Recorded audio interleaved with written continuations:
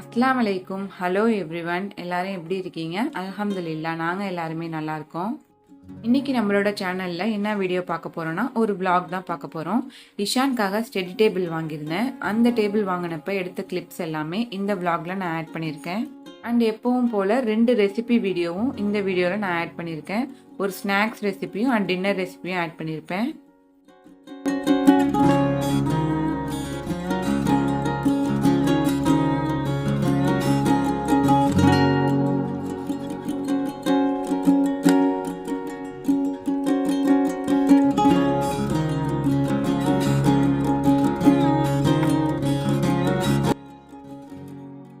Video ஃபுல்லாக இன்ட்ரெஸ்டிங்காக இருக்கும், ஸ்கிப் பண்ணாமல் பாருங்கள். இப்போ வாங்க வீடியோக்குள்ளே போகலாம். சிக்கன் பாப்கார்ன் செய்கிறதுக்கு போன்லெஸ் சிக்கன் கொஞ்சமாக எடுத்துருக்கேன். குட்டி குட்டி பீஸாக எடுத்துக்கோங்க. அதில் கொஞ்சமாக இஞ்சி பூண்டு பேஸ்ட்டு, மிளகாய்த்தூள், ட்ரை மேங்கோ பவுடர் சேர்த்துருக்கேன். மேங்கோ பவுடர் வந்து ஆப்ஷனல் தான், இருந்தால் சேர்த்துக்கோங்க. அதோட ஒரு டேபிள் ஸ்பூன் போல் சோயா சாஸ் சேர்த்து கொஞ்சமாக உப்பு சேர்த்து நல்லா மேரினேட் பண்ணி ஒரு 1/2 hour ஊற வச்சுருக்கலாம். நான் இஷான்காக தான் செய்கிறதுனால காரம் வந்து கம்மியாக போட்டிருக்கேன். உங்களுக்கு வந்து காரம் அதிகமாக வேணும்னா காரம் அதிகமாக போட்டுக்கோங்க. 1/2 hour கழித்து மேரினேஷனுக்காக ஒரு 1/4 cup போல் மைதா மாவு எடுத்திருக்கேன். மைதா மாவு வந்து கம்மியாகவே எடுத்துக்கோங்க, ஜஸ்ட் அந்த கோட்டிங்காக தான் எடுக்கிறோம். இதோட ஒரு 1/2 cup போல் பிரெட் கிராம் சேர்த்து, இதோட ட்ரை ஜிஞ்சர் பவுடர் கொஞ்சமாக சேர்த்துருக்கேன். அண்ட் மிக்சடு ஹர்ப்ஸ் எடுத்திருக்கேன். எந்த ஒரு இட்டாலியன் ஸ்பைசஸ் இருந்தாலும் எடுத்துக்கலாம், ஒரிகானோ இருந்தாலும் சேர்த்துக்கோங்க. இதோட கொஞ்சமாக உப்பு சேர்த்து நல்லா மிக்ஸ் பண்ணிக்கலாம். இப்போ ஒரு பவுலில் ஒரு முட்டை அண்ட் ஒரு டேபிள் ஸ்பூன் போல் பால் சேர்த்து நல்லா பீட் பண்ணி எடுத்துக்கிறேன். அதுக்கப்புறம் நம்ம மேரினேட் பண்ணி வச்சுருந்த சிக்கனை முட்டையில் ஒரு டிப் அண்ட் பிரெட் கிராம்ஸில் ஒரு டிப் பண்ணி ரெடி பண்ணி எடுத்துக்கிறேன். இந்த பாப்கார்ன் செய்கிறது வந்து ரொம்பவே ஈஸியாக நம்ம கேஎஃப்சி ஸ்டைல்லே பாப்கார்ன் செய்யலாம். அந்த கேஎஃப்சி ஸ்டைல் பாப்கார்ன் செய்கிறதுக்கு வந்து கொஞ்சம் வேலை அதிகமாக இருக்கும். நம்ம ஐஸ் தண்ணிலலாம் டிப் பண்ணி அண்ட் மைதாவில் 2 கோட்டிங்லாம் கொடுக்குற மாதிரி இருக்கும். ஆனால் இது வந்து அப்படிலாம் கிடையாது. நம்ம நினச்சோன்னா டக்குன்னு செஞ்சிடலாம். இதை ஜஸ்ட்டு முட்டையில் ஒரு டிப் அண்டு பிரெட் கிராம்ஸில் ஒரு டிப் பண்ணி ஃப்ரை பண்ணி எடுத்தால் போதும், ரொம்ப ஈஸியாக ரெடி ஆயிரும். குழந்தைங்க ஸ்கூல் விட்டு வரப்போ ஏதாவது செஞ்சு கொடுக்கணும்னு நினச்சோன்னா ஒரு ஹெல்த்தியான வேயில் வீட்டில் நம்மளே செஞ்சு கொடுக்கலாம். ஈஸியாக விரும்பியும் சாப்பிடுவாங்க. அந்த அளவுக்கு ஸ்பைசஸ்லாம் இருக்காது. பெரியவங்க சாப்பிட்றதா இருந்தால் கொஞ்சமாக ஸ்பைசஸ் சேர்த்துக்கோங்க.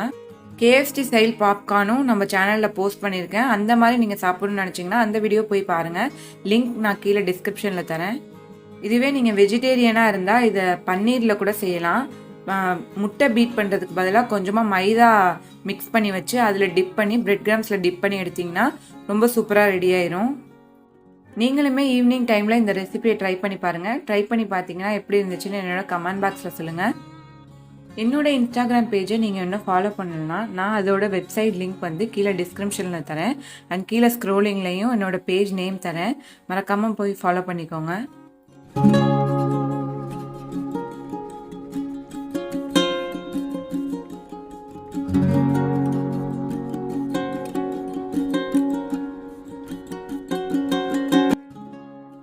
இப்போ நாங்கள் எங்கே வந்திருக்கோன்னு பார்த்தீங்கன்னா, இஷான் ஸ்கூல் போகிறான் இல்லையா, அவனுக்கு வந்து ஸ்டடி டேபிள் வாங்கலாம் ஹோம் ஒர்க் எழுதுறதுக்காக அப்படின்னு சொல்லிட்டு மல்லிகா ஃபர்னிச்சர் வந்திருக்கோம். இங்கே தஞ்சாவூரில் இருக்கும் மல்லிகா ஃபர்னிச்சர். தஞ்சாவூரில் இருந்தீங்கன்னா இது கண்டிப்பாக தெரியும். இங்கே நிறையா டைப்பில் ஸ்டடி டேபிள் வச்சுருந்தாங்க அண்டு நிறையா மாடல்ஸுமே இருந்துச்சு. நாங்கள் வந்து ஒரு சிம்பிளான மாடல் தான் எடுத்தோம். மாடல் உள்ள ஸ்டடி டேபிள் எல்லாமே ரொம்ப குவாலிட்டி இல்லாமல் இருந்துச்சு. நாங்கள் எடுத்த ஸ்டடி டேபிள் வந்து நல்லா குவாலிட்டியாக இருந்துச்சு. வுட்டில் தான் எடுத்திருந்தோம். இஷான் குட்டி பார்த்தீங்கன்னா, நாங்கள் ஒரு சைடு ஸ்டடி டேபிள் எடுத்துகிட்டு இருக்கோம், ஆனால் அவன் ஒரு சைடு வந்து இந்த சேர் வேணும் அப்படின்னு சொல்லி அடம் பிடிச்சிக்கிட்டு இருந்தான். இவ்வளோ ஜாலியாக உட்காந்துருக்கான் பாரு.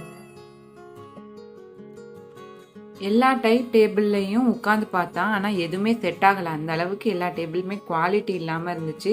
கடைசியில் நாங்கள் எடுத்த டேபிள் வந்து இந்த ப்ளூ டேபிள் தான் எடுத்தோம். நல்லா வுட்டில் இருந்துச்சு, நல்லா குவாலிட்டியாகவும் இருந்துச்சு. ஆனால் இஷானுக்கு வந்து அதில் மேலே ஸ்டிக்கர், அந்த ஸ்பைடர்மேன் ஸ்டிக்கர் அதெல்லாம் இல்லை அப்படின்ட்டு ரொம்ப வருத்தப்பட்டான். அதனால நான் ஆன்லைனில் ஆர்டர் பண்ணி எல்லாத்தையுமே ஒட்டி தரேன் அப்படின்னு சொல்லிட்டு கடைசியில் இதான் ஃபைனல் பண்ணி எடுத்துகிட்டு வந்தோம்.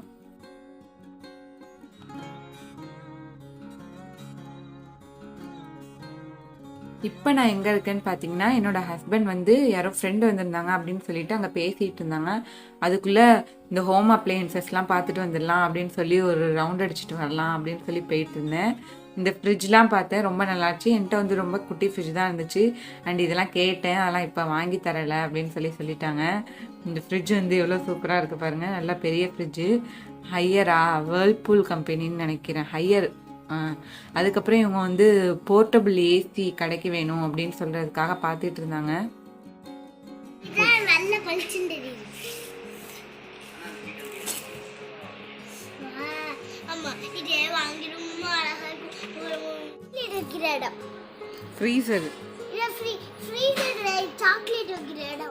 அதுக்கப்புறம் வீட்டுக்கு வந்தாச்சு. வீட்டுக்கு வந்துட்டு இந்த ஸ்டடி டேபிள்லாம் செட் பண்ணேன்.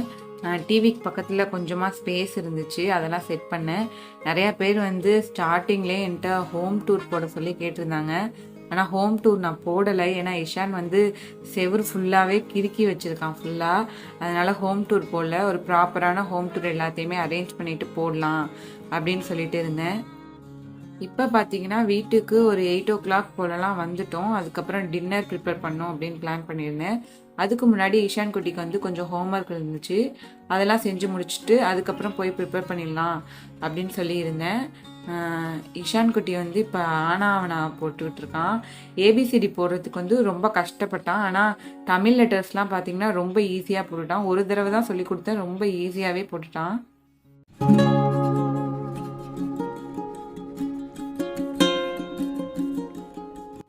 அதுக்கப்புறம் எங்களோட டின்னர் ரெடி பண்ண ஸ்டார்ட் பண்ணேன். டின்னருக்கு வந்து ஹைதராபாத் ஸ்டைலில் ஒரு க்ரீன் சிக்கன் கிரேவி தான் வைக்க போகிறேன்.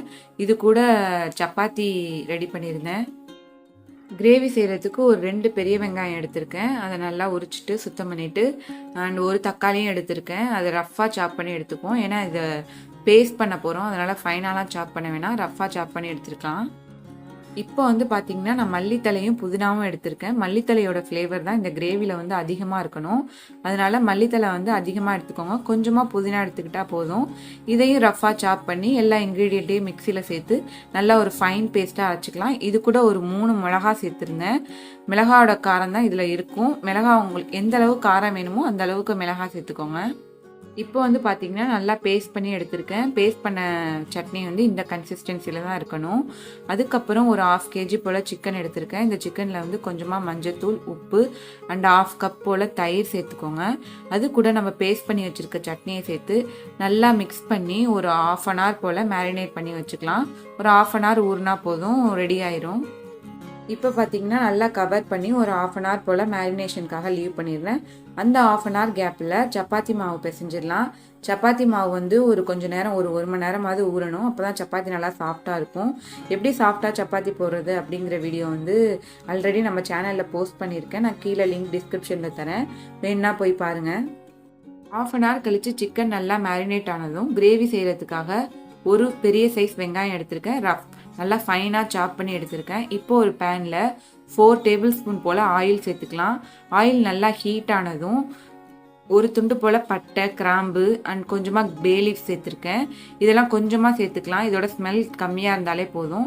இப்போ நம்ம சாப் பண்ணி வச்சுருக்க வெங்காயத்தை சேர்த்து நல்லா ப்ரௌன் ஆகிற வரைக்கும் வதக்கிக்கலாம். வெங்காயம் லைட்டாக ப்ரௌன் ஆனதும் ஒரு 2 tablespoon போல் இஞ்சி பூண்டு பேஸ்ட் சேர்த்துக்கோங்க. இஞ்சி பூண்டு பேஸ்ட் சேர்த்தோன்னா டக்குனே வெங்காயம் ப்ரௌன் கலர் ஆயிரும்.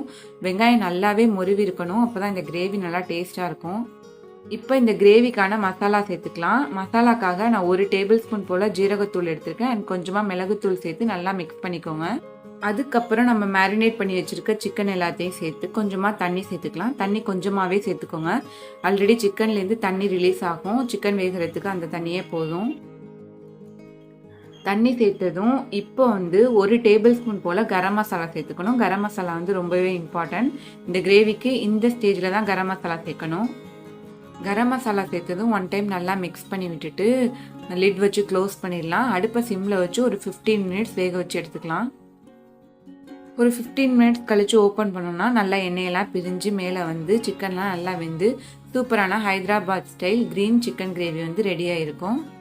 இந்த கிரேவி செய்கிறதுக்குமே ரொம்ப கம்மியான டைம் தான் எடுக்கும். நம்ம டக்குன்னு ஒரு சிக்கன் கிரேவி செய்யணும் அப்படின்னு ஆசைப்பட்டோன்னா ஈஸியாக இந்த கிரேவியை செஞ்சிடலாம். கண்டிப்பாக இந்த ரெசிபியை எல்லோரும் ட்ரை பண்ணி பாருங்கள்.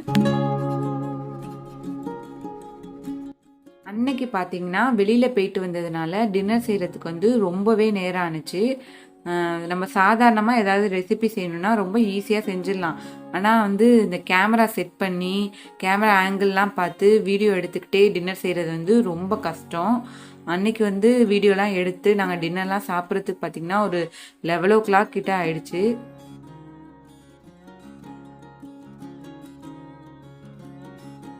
அண்ட் வேகமாக என்னோடய ஒர்க் எல்லாத்தையுமே முடித்தேன் அன்றைக்கி வந்து. அதுக்கப்புறம் நாங்கள் எங்களோட டின்னர் வந்து சாப்பிட்டோம். ரொம்ப சூப்பராக இருந்துச்சு. கண்டிப்பாக இந்த ரெசிபி எல்லோரும் ட்ரை பண்ணி பாருங்கள். ட்ரை பண்ணி பார்த்தீங்கன்னா எப்பவும் போல் என்னோடய கமெண்ட் பாக்ஸில் சொல்லுங்கள் இந்த ரெசிபி பற்றி. அண்ட் என்னோடய இன்ஸ்டாகிராம் பேஜுக்கும் சென்ட் பண்ணுங்கள். இந்த ரெசிபியோட போஸ்ட் வந்து ஆல்ரெடி என்னோடய இன்ஸ்டாகிராம் பேஜில் வந்து போஸ்ட் பண்ணியிருந்தேன். என்னோடய இன்ஸ்டாகிராம் பேஜை ஃபாலோ பண்ணுறவங்களுக்கும் கண்டிப்பாக தெரியும். அண்ட் நெக்ஸ்ட் வீடியோ நம்மளோட சேனலில் பார்த்தீங்கன்னா பேபி விலாக் வீடியோ தான். ரிஹான் குட்டி பிறந்து இன்னும் விலாக் போடவே இல்லைல்ல, அந்த வீடியோ தான் போட போகிறேன்.